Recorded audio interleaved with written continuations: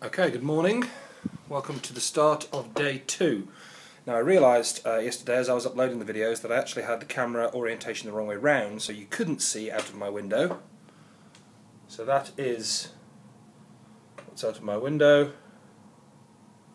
behind me, and that's the rest of the room that you were missing yesterday. Now, I know last night I promised you a blog all about tipping, and the sorts of things I was going to say was, imagine the situation, you get to the hotel, you've got off the bus, you've got your bag, you give your bag to a bellboy or similar, and that bellboy then takes your bag to your room and kind of stands there impudently or impertinently waiting with his hand sort of out saying gimme, gimme, gimme, waiting for the tip, you know, like every kind of stereotype that you see in those sort of crappy Hollywood movies.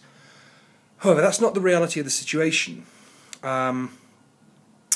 My initial concerns about that whole situation, that whole imagined scenario, is that it's the bellboy's job to bring me my bag to my room, just like it's the waitress's job to bring the food from the kitchen and put it on my table, and that they get a salary for that job, and therefore I don't see why I should pay them twice for doing the same thing.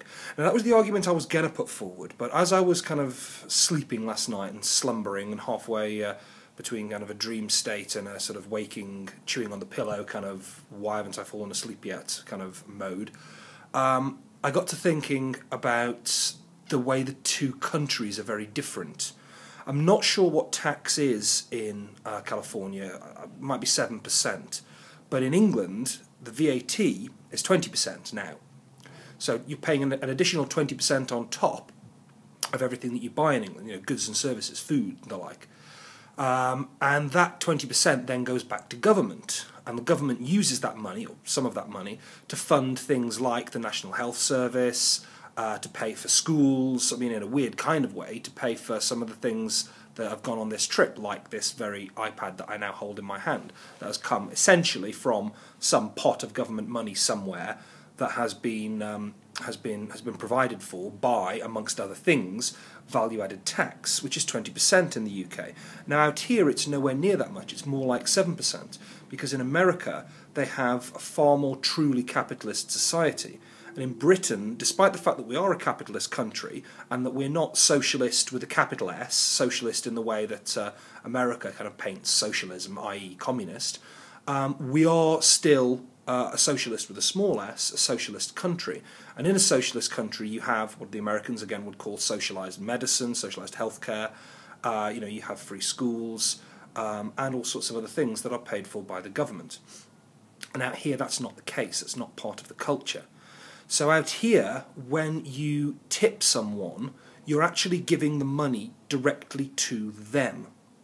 Whereas in the UK, when you pay for a service, like when you pay for a meal at a restaurant, or when you pay the bus driver to take you from A to B, you are paying that man's or that woman's salary, part of their salary, but also, because of the tax that you're paying as part of that service, the VAT, you're also paying for part of their healthcare. You're paying for part of the education that they had as children and the education that their children will have if they go to state-funded schools.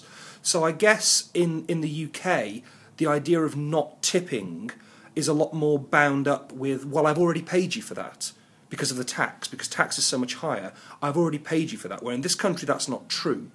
In this country, the tax is much smaller, and they don't have things like socialised medicine, National Health Service, and they don't have the same sorts of government-funded initiatives that we have. People are very much expected to make it on their own, and that's one of the reasons why there's a big gulf between rich and poor.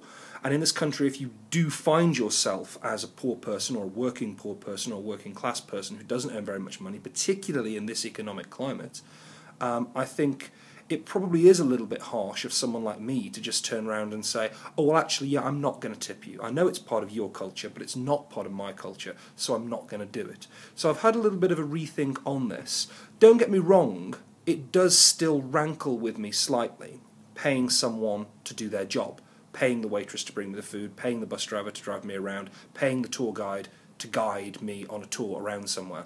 But at the same time, I'm aware of the reasons why it's part of the culture here and the reasons why it isn't part of the culture where we're from.